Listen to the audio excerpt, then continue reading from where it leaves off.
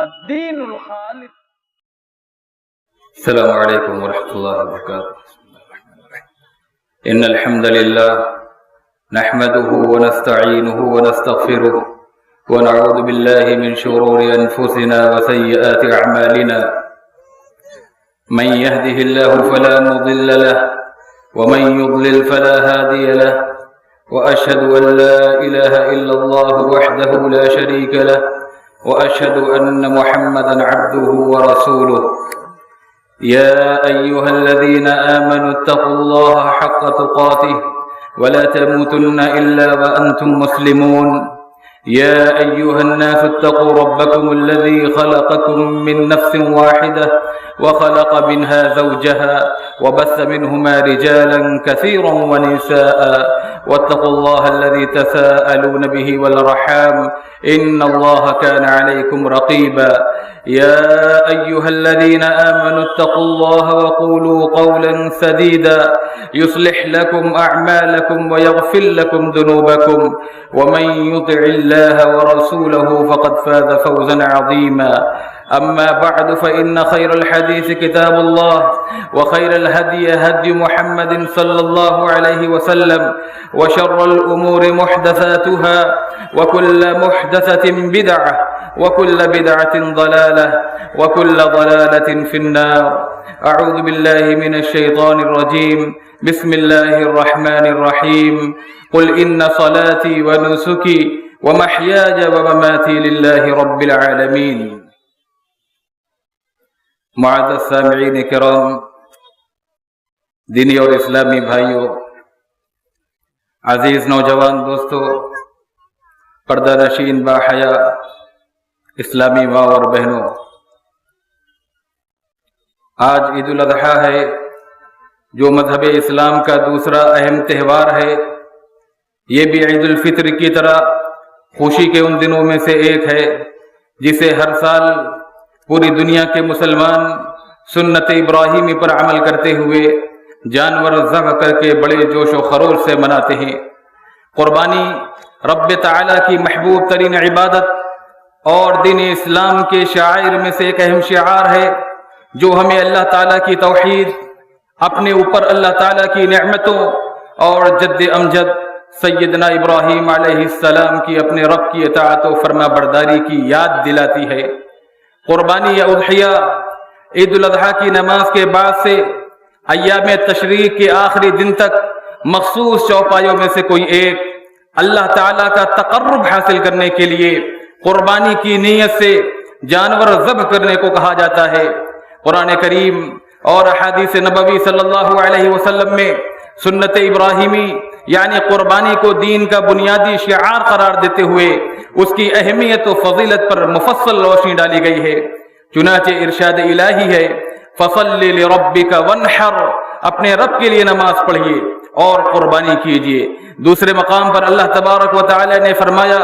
قُلْ إِنَّ صَلَاتِي وَنُسُكِي وَمَحْيَايَ وَمَمَاتِي لِلَّهِ رَبِّ الْعَالَمِينَ. اے نبی کریم صلی اللہ علیہ وسلم اپنی زبان مبارک فیض ترجمان سے ارشاد فرمائیے، اعلان کر دیجئے کہ یقیناً میری نماز، میری قربانی، میری زندگی اور میری موت سب کچھ اس اللہ کے لیے جو سارے جہاں کا مالک ہے. ایک اور مقام پر اللہ تبارک و تعالی نے کچھ اس طرح فرمایا وَلِكُلِّ أُمَّةٍ جَعَلْنَا مَنْسَكًا لِيَذْكُرُوا اسْمَ اللَّهِ عَلَى مَا رَزَقَهُم مِّن بَهِيمَةِ الْأَنْعَامِ،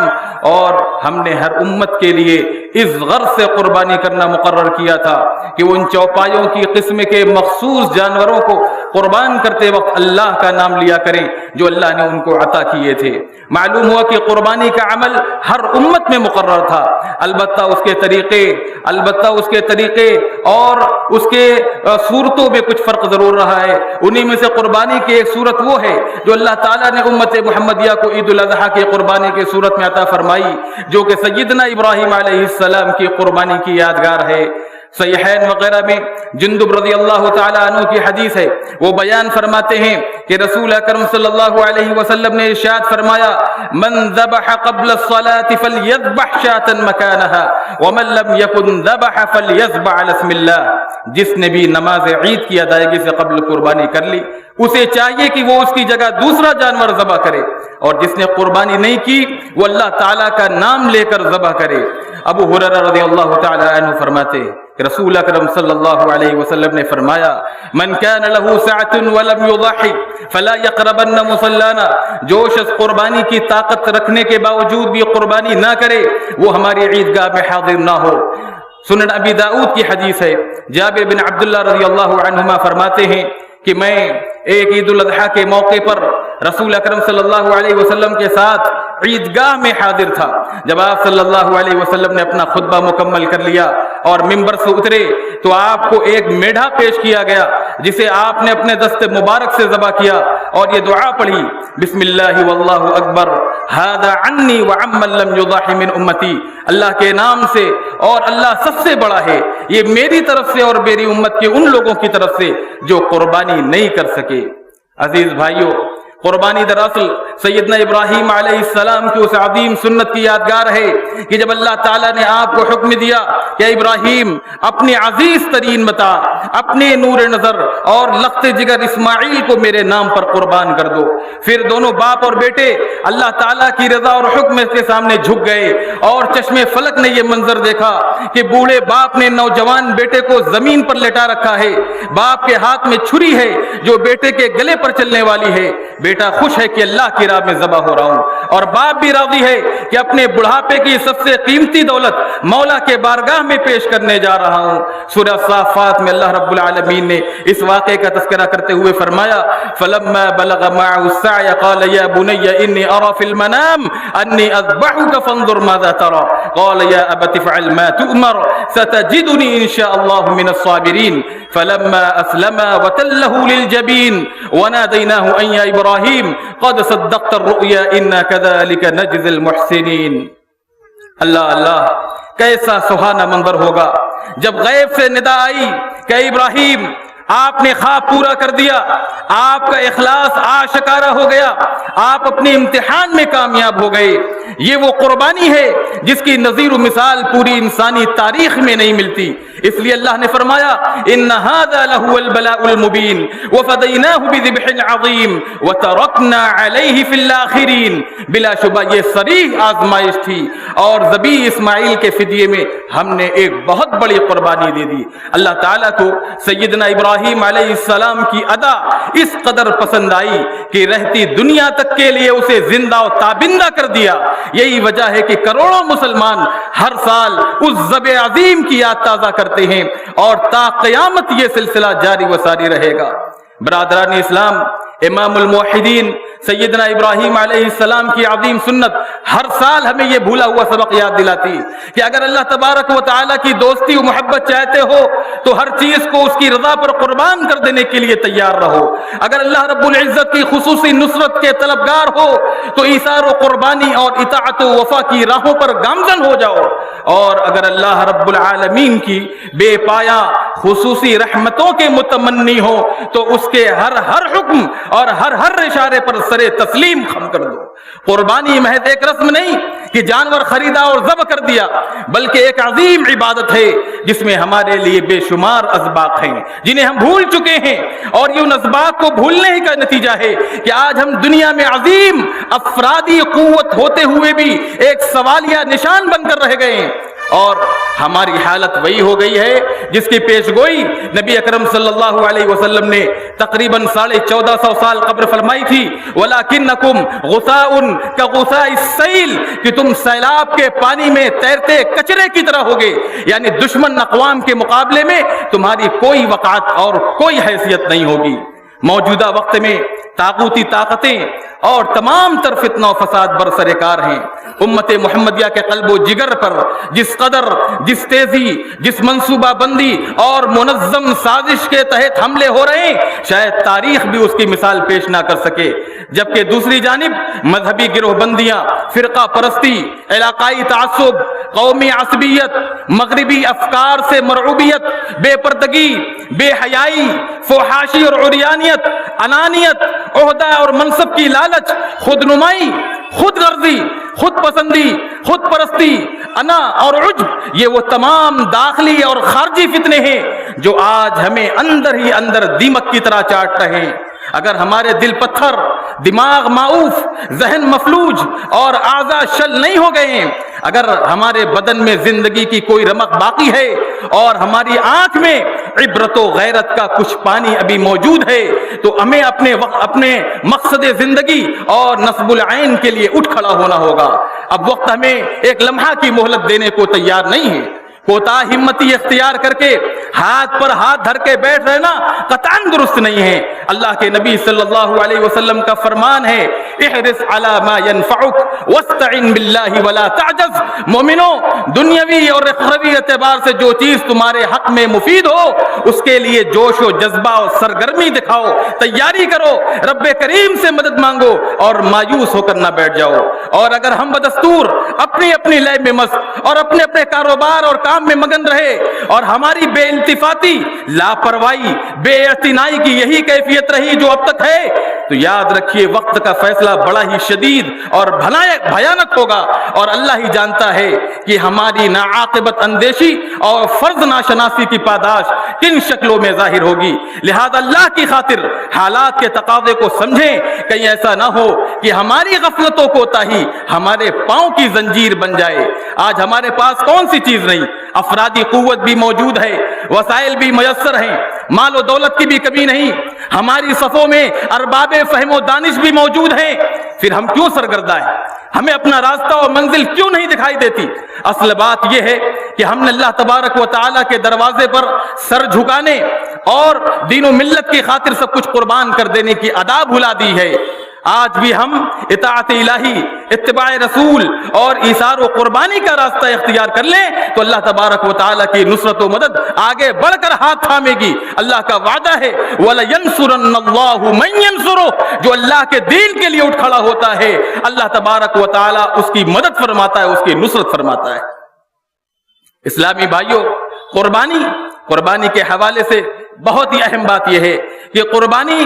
خالص اللہ تبارک و تعالیٰ کی رضا کے لیے ہونی چاہیے، اس میں ریا و نمود، شہرت اور دکھلاوے کا دخل ہرگز نہ ہو، ورنہ وہ قربانی ہمارے لیے باعث وبال بن جائے گی۔ قربانی کا فلسفہ بیان کرتے ہوئے سورہ حج میں اللہ رب العالمین فرماتا ہے لن ينال الله لحومها ولا دماؤها ولكن يناله التقوى منكم۔ اللہ تبارک و تعالیٰ کو تمہاری قربانیوں کے گوشت نہیں پہنچتے، نہ ان کے خون، بلکہ اسے تمہارے دل کی پرہیزگاری پہنچتی ہے۔ یعنی جانور کو فقط ذبح کرنا مقصود نہیں ہے، کیونکہ اللہ تبارک و تعالیٰ ان سب چیزوں سے بے نیاز اور قابل ستائش ہے۔ اس کے پاس تو اسے بندوں کا اخلاص، ثواب کی امید اور صالح نیت پہنچتی ہے۔ قربانی کا بنیادی مقصد کیا ہے؟